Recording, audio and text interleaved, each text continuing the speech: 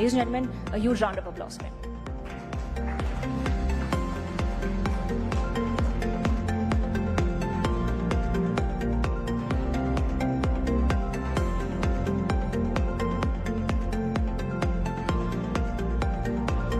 Welcome, Honourable Minister. Hina, I'd like you to request to felicitate Mr. Prahlad Joshi.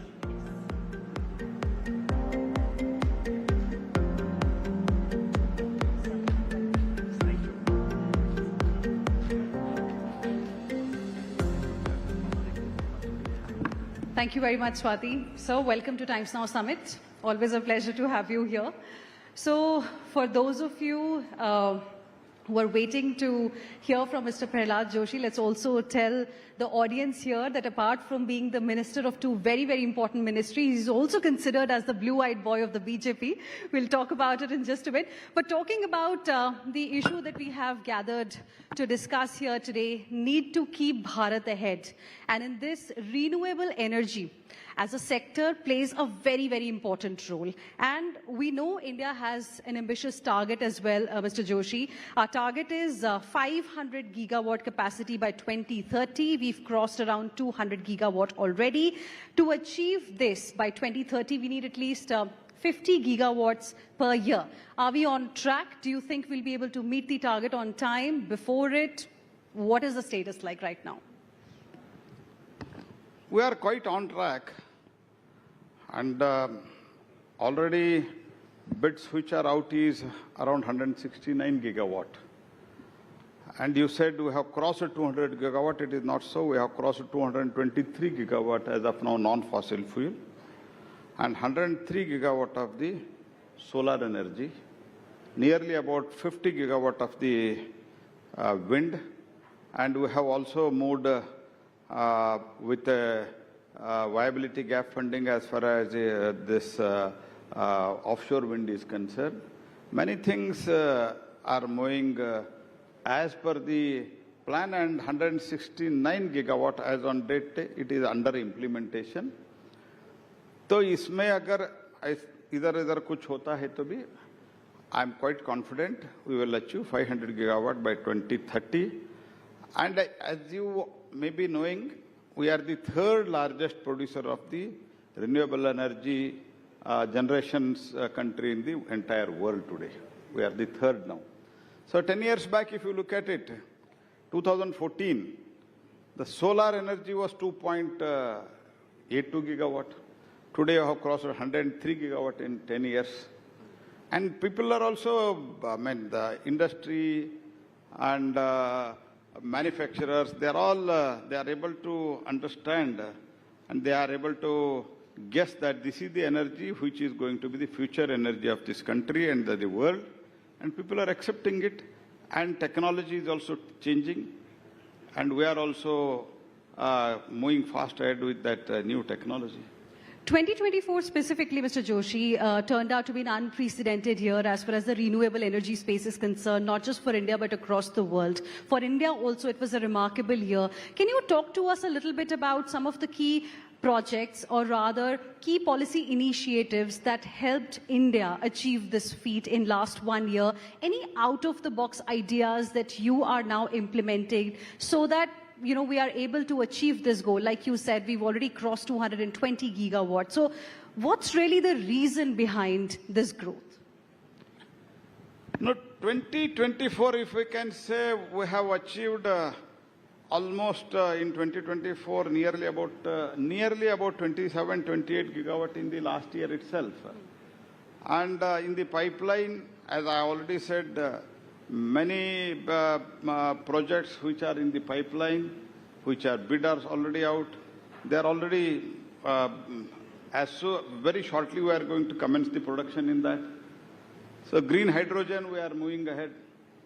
And transmission line, we are, except in Great Indian Bustard, everywhere we are moving fast. It is moving as per it is, we are moving as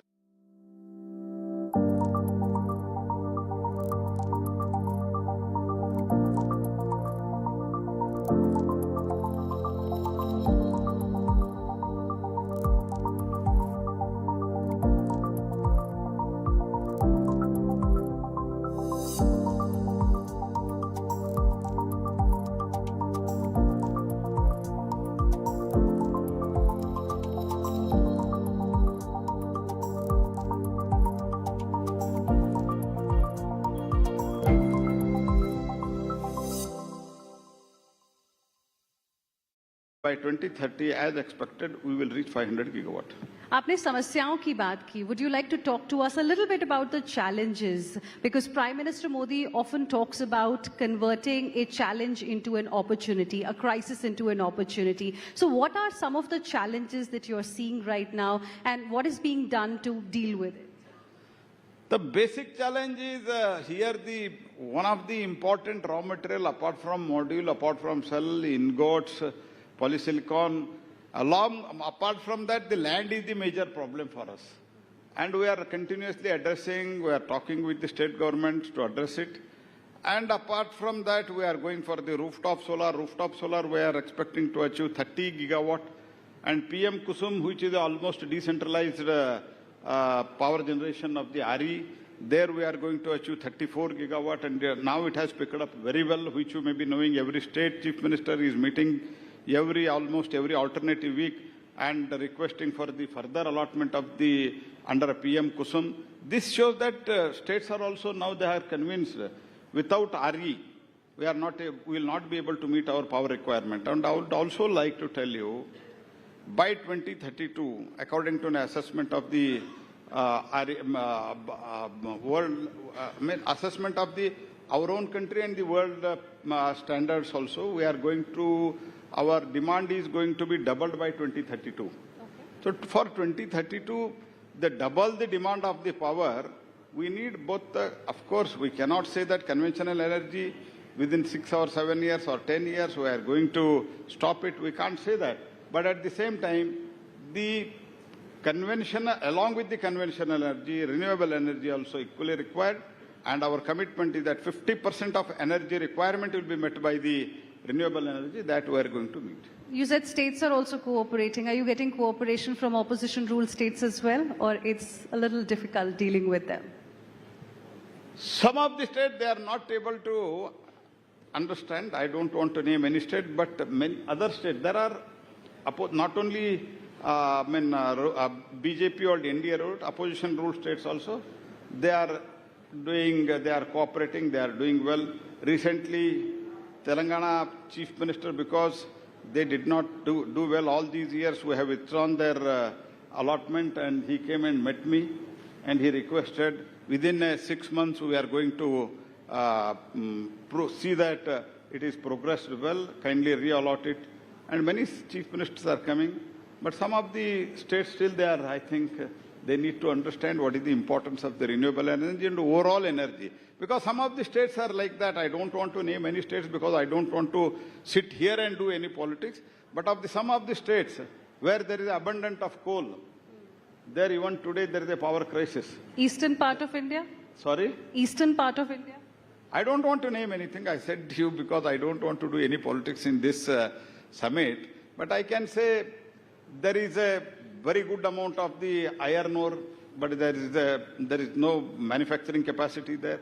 These things are happening, but some of the states, irrespective of the party which is ruling, if I can say, I come from Karnataka, but relatively Karnataka is doing well as far as the renewable energy is concerned. Their solar parks have come up well. Of course, previous government has also done. This government is also trying to do it.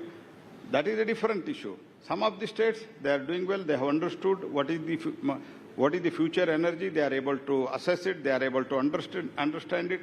Some of the states are not doing it. Okay. Now, Mr. Joshi, these are capital-intensive projects when we talk about renewable energy space. Finance Ministry recently mentioned that to achieve that goal of 500 gigawatt by 2030, you would require around 33 lakh crore rupees. Is that a challenge, or do you think it's sort of under control? One is, as far as financing is concerned, recently we had a detailed workshop with all CEOs and the MDs of the bank, both the PSU banks and the private sector bank, NBFCs. Many had participated, and I think we are able to convince them कि अगर इसको आप finance नहीं करते हैं तो आगे आपके जो ऑफिस में एसी चलता है और आपको इलेक्ट्रिसिटी चाहिए, घर में अगर ठंडे के मौसम में हीटर चाहिए, ये सब भी अगर आरी नहीं है तो वो भी नहीं चल पाएंगे क्योंकि 50% of the energy will be from the renewable energy whether you wish or not. This is I have convinced. Another thing is India is going to become going to become the third largest economy very shortly. So much of investment. And we want, Honorable Prime Minister wants that India should become the manufacturing hub. The requirement of energy is quite going to be huge. To cope up with that, every source of energy we should tap. That is the intention. With that intention, we are working. This is number one. Number two, many pension funds of not only India, foreign pension funds, foreign investors. See, in our RE investor meet, where many chief ministers participated for the first time, more than 12 chief ministers, many delegations from the entire world, even Japanese minister, Germany's minister, many ministers had come. They had come with a big delegation. They know that this is the place where we can invest and ROI will be quite good. This is world has also understood because India is growing India is the fastest growing economy of the world and people are coming and there is a commitment. हम उधर शपथ पत्र भी लिया जिन्होंने इसमें industry लोग हैं उनसे भी शपथ पत्र लिया राज्यों से भी लिया और बैंकों से भी फाइनेंस इंस्टीट्यूशंस में भी बैंक से लिया ओवरऑल हमने जब इसको सिंक्रोनाइज करके तो जब बातचीत करके फॉलो अप किया we have received a commitment of almost 32 lakh crores and I am quite confident this will be realized. Banks are also now enthusiastic because banks ultimately any business person he looks at his profit. Here it is a profitable business as far as financing in the energy and especially in renewable energy sector is concerned and India is going to be the number one as far as the renewable energy concerned in coming days. Okay. Sir, in the audience, we sensed some bit of interest as far as green hydrogen is concerned. You recently flagged off trials of hydrogen-powered heavy-duty trucks. You also said you want to see India leading the world in green hydrogen. Where are we right now? What's the outlook? Any numbers, any targets that you can share with us? No, we have planned 5 million ton by 2030. For that, overall, nearly about more than 20,000 crores is the viability gap funding. One is for the electrolyzers, another one is for the manufacturing of the green hydrogen, and out of that, 412,000 lakh tons of the green hydrogen which we had gone for the bid, that has gone out well. Bids have been already finalized. And out of that, more than 12,000 metric ton, it has been, we have an MOU with the other countries, the foreign countries, for the export of the green hydrogen. That is, its derivatives. We cannot transport the green hydrogen, which we know all very well. We have to transport the derivatives. But as far as green ammonia is concerned, that is almost 50% of the whatever we have allocated in our PLI. That has been accepted. There is a MOU with us today for the purchase of this green hydrogen. Okay. Now, among many hats, like I mentioned in the beginning itself, you also wear the hat of Minister of Consumer Affairs, Food and Distribution. And before I talk to you about what's keeping you busy in that ministry, I want to ask you, which portfolio do you like more? Which one is more challenging? Renewable energy or this one? See, if I can say, I have come to political field accidentally. So I have not come with a choice. First of all, I would like to tell you. मैं तो लड़ते मैं तो पहले संघ में काम करता था बाद में हमने a flag movement में भाग लिया which was of course very non-political. Then I became MP in 2004 most unexpectedly. Then 2019 I became MP because 2014 I was state president of the party. 2019 I became first time MP. At that time, I was not knowing what is coal, what is mining. But everybody in the sector, in the thermal sector, they say that under the guidance of the Prime Minister, whatever the changes we brought, reforms we brought, that is remarkable. Today, there is no shortage of coal. That we did it. whatever Prime Minister assigns me job, I will do with utmost confidence and utmost passion, and we will achieve the target, whatever is decided by the country and the Prime Minister. Interesting. You said accidentally you entered into this field. So how did that accident happen? Because I remember 1996 was when you made your debut in electoral politics from Karnataka.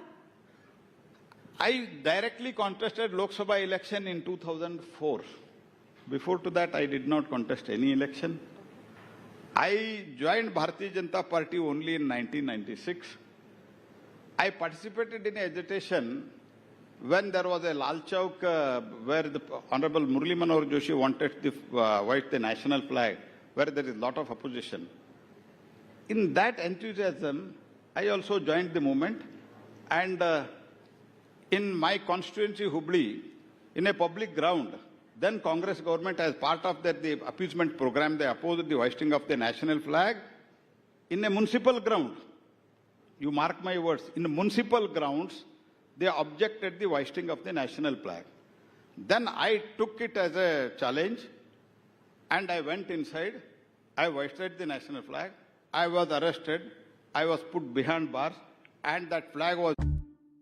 ओए 28 लाख की गाड़ी है वैसे भी मेरी personality flag, until it is hoisted honorably in this place, there will going to be agitation. Then I continued the agitation, of course, with the support of the Parivar organization. Then many a times we rushed into the ground and we hoisted the national flag. Ultimately, one fine on 26th August 1994, the then Congress government fired at the agitators. 6 people died. And then ultimately I joined BJP, and in 2004 I became the MP. So this is what I said accidentally. Okay. You've spoken about Karnataka. So before I talk to you about consumer affairs, a quick question on Karnataka, because recently you called what's happening in Karnataka politics lab of appeasement, given the 4% quota for the minority community in government contracts, and what's happening with respect to Waqf, etc., the kind of opposition, the resistance that's coming from that state specifically. How will you like to describe what's happening in Karnataka, today? See, we should, I'm not against the giving any facility to anybody, but under the name of religion, giving the reservation, it is not accepted. See, how can you give 4% reservation in the contract? Only to a particular religion. This I have questioned. And only to the many of the, as far as Waqf is concerned, do you know the minority minister goes to the district and district? He says, enter more and more property into Waqf. I can say in my constituency and next to my constituency, a poor farmer who bought the land in 1960, when I was not even born, at that time he purchased a agricultural land. In 2015, it is converted into Waqf, and police goes there, and they evict him forcibly, and he commits suicide. I asked the district commissioner, what is this? तो वो कहते हैं मंत्री जी, minority मंत्री आया और अदालत किया और हमको आदेश दिया, हम क्या करें, सरकार का आदेश है। चीफ सेक्रेटरी ने नोटिस निकाला है, सर्कुलर निकाला है। ये तो मैंने बहुत बार कर्नाटक सरकार को कन्विंस करने का कोशिश किया। I tried my level best and our party also tried our level best कि ठीक नहीं है, क्योंकि आज के दिन में 2013 के कानून के अनुसार यानी property with hanky panky such a document, they can declare it as the Waqf. And because of that, many people are committing suicide. There are some temples, along with that, including temple, entire land of the temple as declared of the Waqf. When it was constructed, you know, in 16th century, in 17th century, in 18th century in Bijapur, they were constructed by Chalukyas. all such temples, they are declared as the Waqf. Okay, this is one point. Second point, all these Waqf properties, they are being misused. It is not that only properties of the Hindus are grabbed. Even the poor Muslim properties are also grabbed.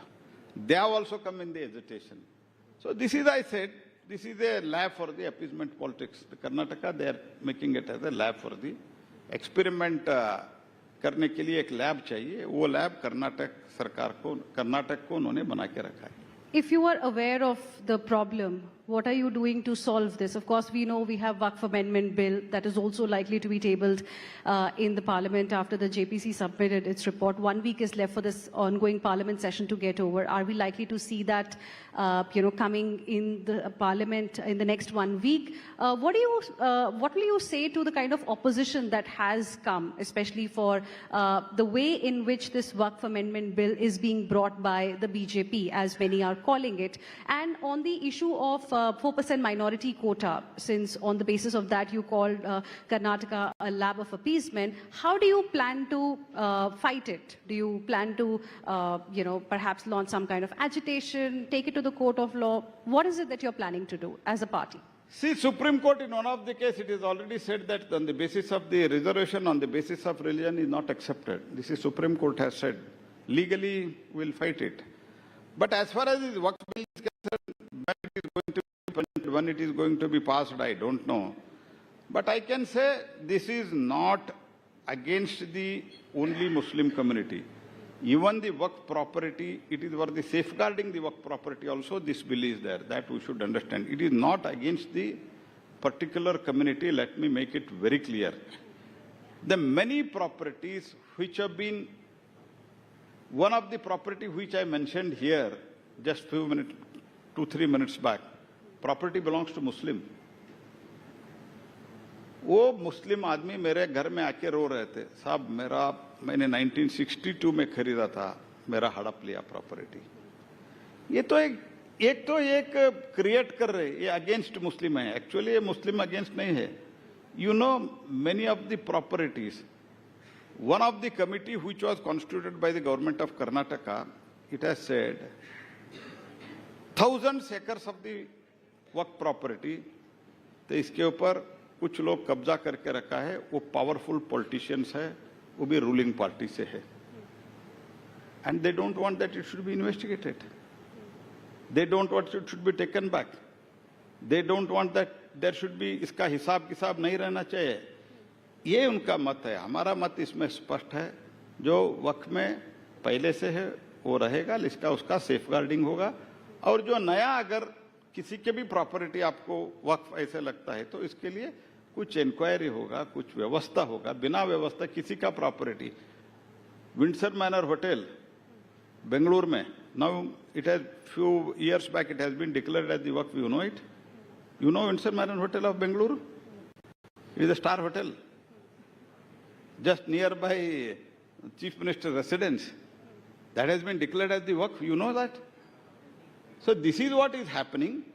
So that's why to safeguard and safeguard the interest of the other people also, safeguard the interest of the Muslim people, and also the safeguard the overall the property of the country, this amendment bill has been brought.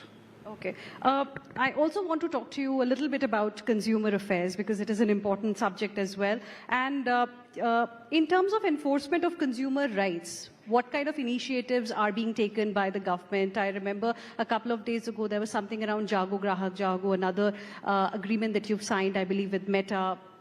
What is happening on that front? As far as consumer affairs is concerned, before 2019, we replaced the 1986 law. From 2019, there is a new law. Before to 2019, the consumer option for the consumer was only litigation. अगर मुझे कोई dupe लिया, I have been duped by some company or some दुकानदार के वजह से मुझे dupe किया गया. What was the option? Go to the district consumer forum.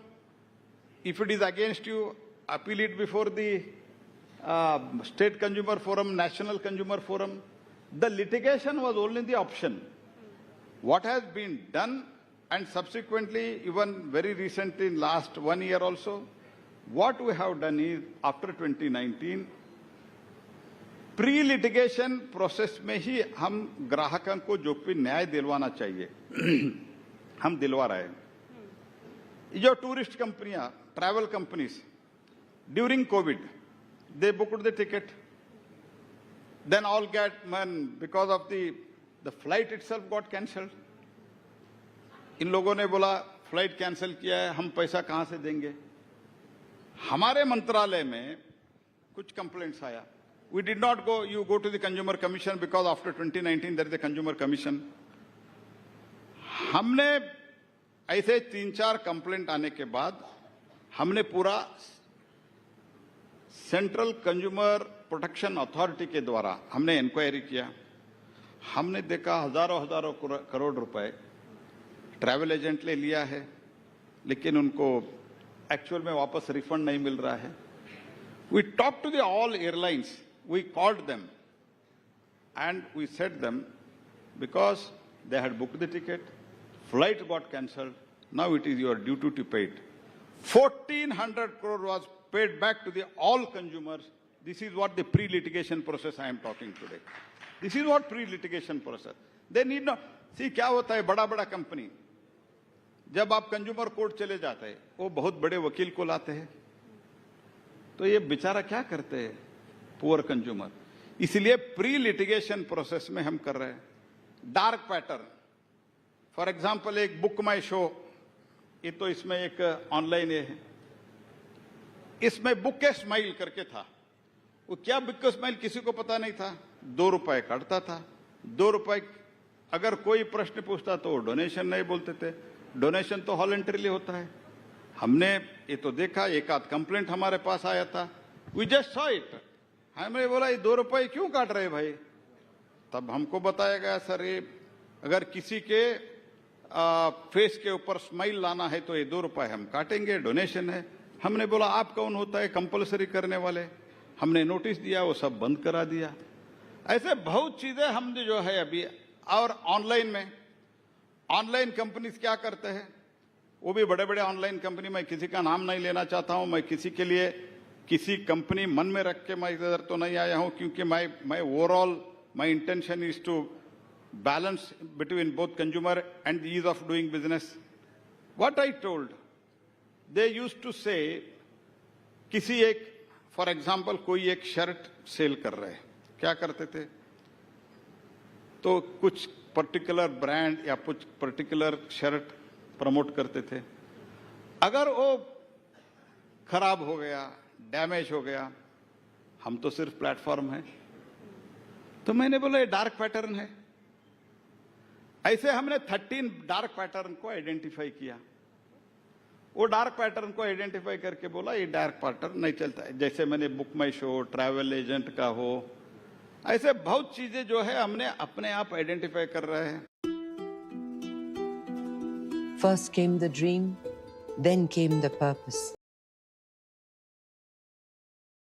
बोले तो some class is affected by this type of business. We call them. हमने convergence partner का एक concept लाया है। All big companies who are working in India, whether it is Indian or multinational, they have to assign a particular grievances redressal officer and they should convergence with us. हम उनको convergence partner बोलते हैं। वो conversion partners को हम तुरंत भेजते हैं, ऐसे कंप्लेंट आया है, you have to address it, they are addressing it. Many such proactive actions हमने लिया है। And under the guidance of prime minister Modi, what we have done is we have balanced both as far as consumer and ease of doing business. We are balancing both. Lot of such actions have been initiated. I can only say, without going to the consumer, last resort is going to the court, that is Consumer Commission. Before to that, pre-litigation process में ही हम लोगों को राहत दे रहे हैं। ये 2019 के बाद प्रधानमंत्री नरेंद्र मोदी जी के नेतृत्व में एक बहुत ही बड़ा बदलाव हमने लाया है। Okay. You've also often spoken about zero tolerance for consumer exploitation. Recently, there was this case of differential pricing that came up in cab services, the cab prices. What is happening in that regard? Because I remember your statement at that point in time. You said that you will be looking at other platforms too and see, if it's a similar case. No, I had received some complaint on my mail. मैं किसी को इसमें बहुत I was also not expecting that इसको इतना traction मिलेगा, ये भी मैंने सोचा नहीं था. मुझे 3-4 कंप्लेंट, 3-4 बोले तो एक ही दिन में 3-4 कंप्लेंट ऐसे आया. I received complaint like this कि if I book my cab through my, I mean on my Apple mobile, मुझे चार्ज ज्यादा होता है. एंड्रॉयड में करते हैं तो कम होता है. ऐसे मुझे मैसेज आया और कुछ उसका वो जो रसीट वगैरह जो भी है उन्होंने मेल पर उसको अटैच किया था. मैंने बोला इसको इंक्वायरी करो और इसमें हम इंक्वायरी करेंगे, ऐसे मैंने एक ट्वीट किया. ये बहुत ट्रैक्शन हो गया. उन्होंने रिप्लाई दिया ऐसे हम नहीं कर रहे हैं. I have asked DGBIS to investigate it. If it is being done, it is not correct. We have asked them, we don't want to, unless otherwise, वो अगर रियली करेक्टिव मेजर्स लेते हैं तो और वो रियली नहीं कर रहे तो इस सरकार में किसी को हरासमेंट भी नहीं होगा. इसी समय कंज्यूमर को भी एक्सप्लॉयटेशन के लिए हम अलो नहीं करेंगे. Okay, so one last question before we let you go. You've been a parliamentary affairs minister as well. Parliament session is underway. Rahul Gandhi many a times has said that he's not allowed to speak. His microphone is switched off. Why do you not let him speak? See, they are trying to create a narrative. I am telling, I am here in this Lok Sabha from 2004. This is my 5th term. Mic off on जब speaker permission देता है तब भी होता है जी. Your mic will never be on unless speakers give you the permission. Permission के साथ, नोटिस के साथ आप बात करते हैं तो you are allowed. If it is not so, it is not allowed. It is a simple process. और कभी कब तो हम कोई भी नोटिस भी नहीं देते हैं. आप मुझे ये बताओ, शुरुआत के 2 सप्ताह वो सेशन ही नहीं आए हैं.